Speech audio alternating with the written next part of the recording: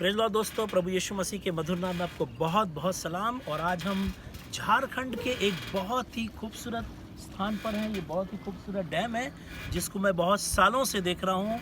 और यहाँ पर पहले बहुत ज़्यादा अस्त व्यस्त था सब चीज़, लेकिन आज ये बहुत खूबसूरत दिखता है। लोगों ने काफ़ी परिश्रम किया है और गवर्नमेंट ने भी इस पतरातू डैम में बहुत वर्क किया जिसके इसकी खूबसूरती बढ़ गई है। परमेश्वर के वचन का एक खास हिस्सा आपके बीच में रखना चाहता हूँ। मत्ती रचित सुसमाचार में प्रभु यीशु मसीह एक दिन एक आमंत्रण देते हैं और कहते हैं, सब परिश्रम करने वालों और बोझ से दबे लोगों, मेरे पास आओ, मैं तुम्हें विश्राम दूंगा।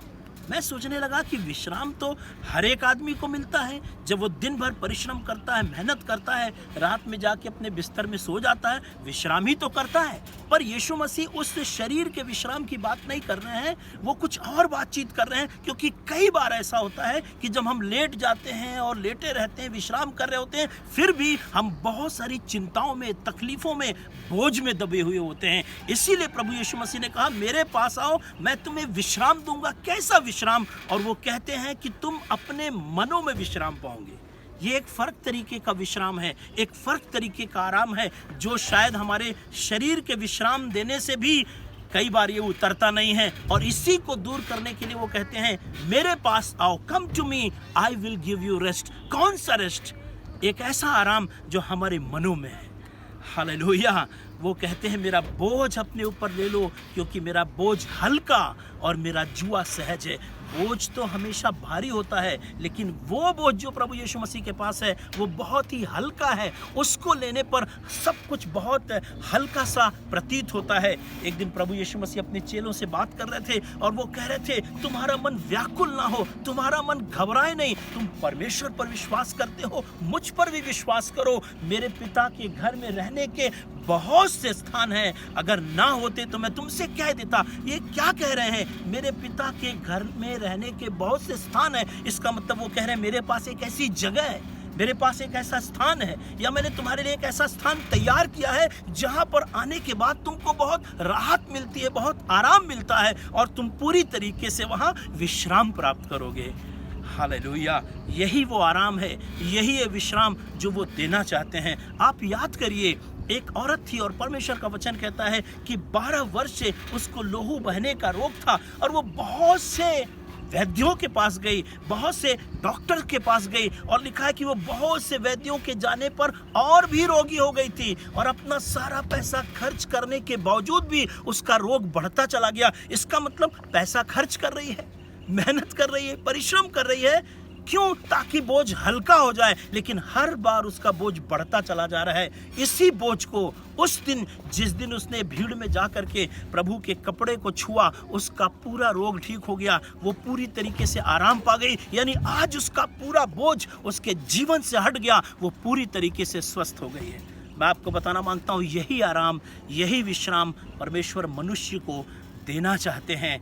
जब मैं अध्ययन कर रहा था मत्ती रचित सुसमाचार उसके 23 अध्याय को, वहाँ पे लिखा है कि जो शास्त्री और फरीसी थे, यानी जो धर्म के अगुवे थे, ठेकेदार थे, जब लोग उनके पास आते थे कि वो अपने बोझ से आराम पा जाए, एक हाई एक्सपेक्टेशन के साथ, एक बड़ी उम्मीद के साथ आते थे। लेकिन वचन कहता है कि जब लोग उनके पास आते थे तो आने के समय लिखा कि वो एक ऐसे बोझ को, जिसको उठाना मनुष्य को बड़ा कठिन है, वो उनको और भी बड़ा बोझ दे देते थे। और ऐसा बोझ हो जाता था, वो कहते हैं कि वो खुद तो उसे उंगली से सरकाना ना चाहते थे, वो और बोझ उनको दे देते थे। आज भी संसार में ऐसे बहुत सारे स्थान हैं जहां लोग जाते हैं अपने बोझ को उतारने के लिए, जहां पर लोग जाते हैं आराम पाने के लिए, जहां पर जाते हैं लोग ताकि उनका बोझ हट जाए। लेकिन होता ऐसा है, बोझ हटने के बावजूद बोझ और बढ़ जाता है। इसी बोझ को हटाने के लिए यीशु मसीह ने कहा, come to me, I will give you rest. मेरे पास आओ, मैं तुम्हें विश्राम दूंगा। मैं तुम पर बोझ और डालूंगा नहीं,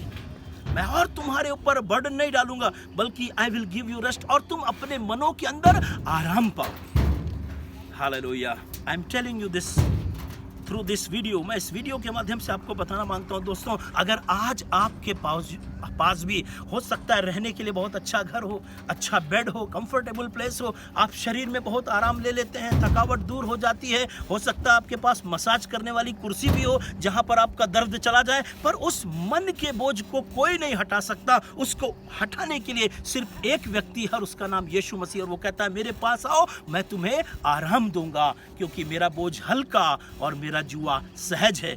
जब आप इस वीडियो को सुन रहे हैं, इस संदेश को सुन रहे हैं, यदि उस स्त्री के समान आपका बोझ बढ़ गया है सब कुछ खर्च करने के बाद, यहाँ पे एक ऐसी जगह गए जहां पर आपका बोझ कम हो सकता था फिर भी आपका बोझ बढ़ गया, तो मेरे पास एक खुशी का पैगाम आपके लिए है कि आज आप अपने बोझ को परमेश्वर के पास लाइए, क्योंकि वो कहता अपना बोझ यहोवा पर डाल दे और वो धर्मी को कभी टलने ना देगा। हालेलुया।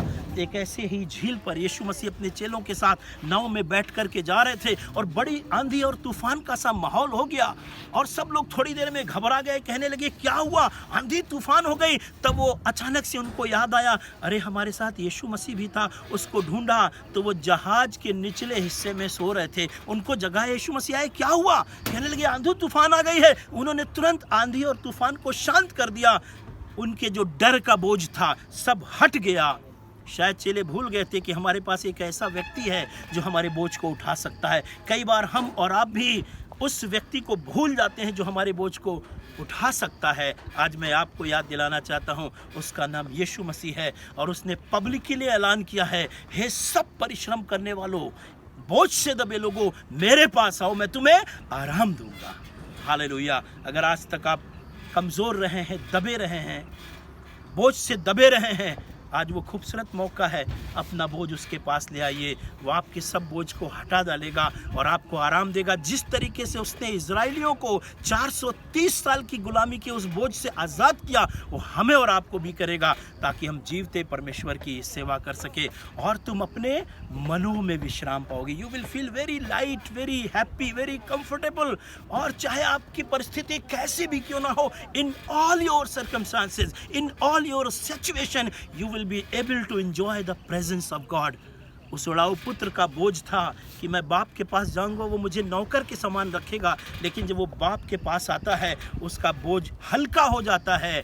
अब वो नौकरों के समान नहीं, बेटा बन के रहने के लिए तैयार है, क्योंकि वो जो बोझ था, डर था, ऐसा बोझ कि ऐसा लग रहा था मैं क्या करूंगा, नौकर के समान रहूंगा, उस बोझ को परमेश्वर ने हटा दिया और उसको अपने आनंद से भर दिया। जो भी बोझ हमारा हो, किसी प्रकार का क्यों ना हो, वो आज हल्का करने की सामर्थ्य रखता है। हमें सिर्फ इतना करना है कि वो कहता मेरे पास आओ, मैं तुम्हें विश्राम दूंगा। Come to me, he said come to me, I will give you rest. प्रभु यीशु मसीह के पास आना है और आके कहना, प्रभु मैं अपना बोझ तुझे दे रहा हूँ। और मैं आपको बताऊँ, सलीब पर उसने हमारे सब बोझ को उठा लिया और हर दंड को दूर करके हमें आराम दिया है, ताकि हम अपने मनों में आराम पा सकें और ईश्वर का धन्यवाद कर सकें। So this is my prayer that you should enjoy the presence of God, और आप उस हल्केपन को महसूस करें और ईश्वर का धन्यवाद कर सकें। Hallelujah, hallelujah.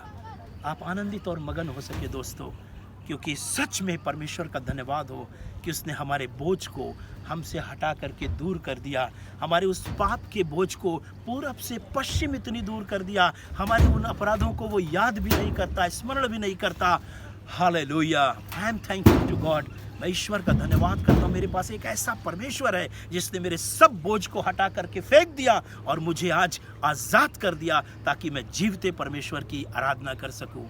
आज झारखंड के इस खूबसूरत झील के पास खड़े होकर आपको कहना चाहता हूँ दोस्तों, परमेश्वर हमारे बोझ से हमें विश्राम देना चाहता। सिर्फ एक काम करना है, कहना है प्रभु आपके पास मैं आया हूँ, यीशु मसीह मेरे इस बोझ को उठा लीजिए, and surely he will bless you. So परमेश्वर आपको बहुत बरकत और आशीष दे। आज़ाद हो जाइए उस बोझ से और ईश्वर का धन्यवाद करिए, प्रभु आपकी सहायता करेगा। God bless you. परमेश्वर आपको आशीष दे। God bless you.